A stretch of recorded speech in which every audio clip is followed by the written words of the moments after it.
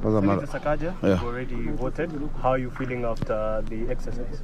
I'm very happy that we've gotten to this stage. I came with one of my sons who's helped me to choose candidates.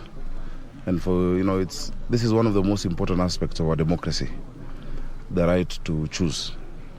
It's really what is the right of, that we've got when we got independence, self-determination. The ability for us to go to the polling station every so often and decide who our leaders are. The fight for multipartyism, people paid the price for us to have multiple parties. I've seen some ballot papers which are really long, especially the Senate one. I don't know why everyone wants to replace me. But all in all, it's a proud moment. I'm very happy. It's been a long journey.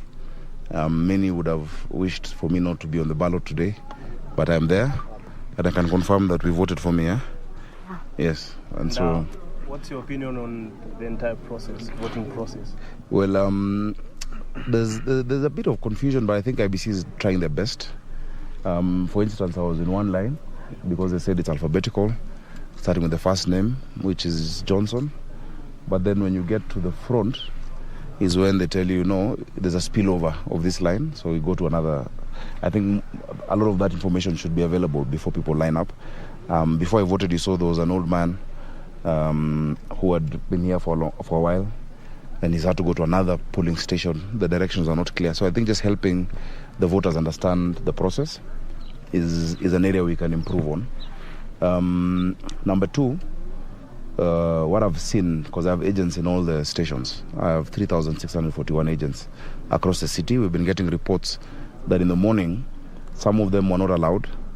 Some of them were being asked for requirements that are different, and I've spoken to the county returning officer because UDA as a party is not fielding agents. It's us, the candidates, who have agents. So some were being asked for a letter from UDA, yet they should have a letter from me. The oath of secrecy, which we have stamped, they are saying that it should be stamped by IBC. Yet it's not IBC, it's a commission of oaths. So there's just need for clarity and the same standard to apply in all the polling stations. There are certain areas where KIMS kits are not working, like in Westlands, Farasi Lane. There's one ballot box in Toi Primary that had a cover of Kitengela Primary. So just those small hitches. But all in all, I'm glad to see that people have turned out. The numbers are good.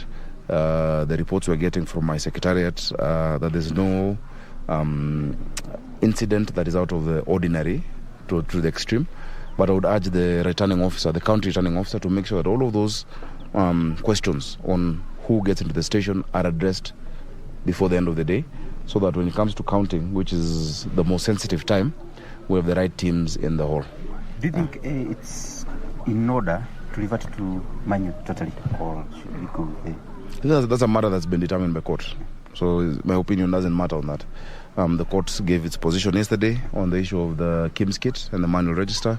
So we have to abide by the law as law-abiding citizens. Yeah. And there were some delays in many constituencies in Nairobi, especially Westlands, which made people queue for a very long time, and some maybe gave up and walked away. Do you think that will affect the results of the elections in Nairobi County? First, we'd like to urge all of those who experienced undue delays in whichever stations to please go back. All the stations are now voting. It's moving on very efficiently. So if you gave up because of that long wait, please, I would urge you as a candidate to just go back to that station and to cast your vote. Your leaders determine how we live moving forward. I don't think it necessarily change the outcome. I think Nairobians have decided, and they have decided resoundingly. And for as long as this process remains free and fair, there'll be a resounding and definitive result. It will not be 50-50. There'll be a defining result at the end of the day. And God willing, we'll have the results possibly by tomorrow. Are you confident you're going to win the gubernatorial seats? Of course. I'm hopeful that we are going to win. And we say, inshallah, God willing, kwa mapenzi ya Mungu. Yes.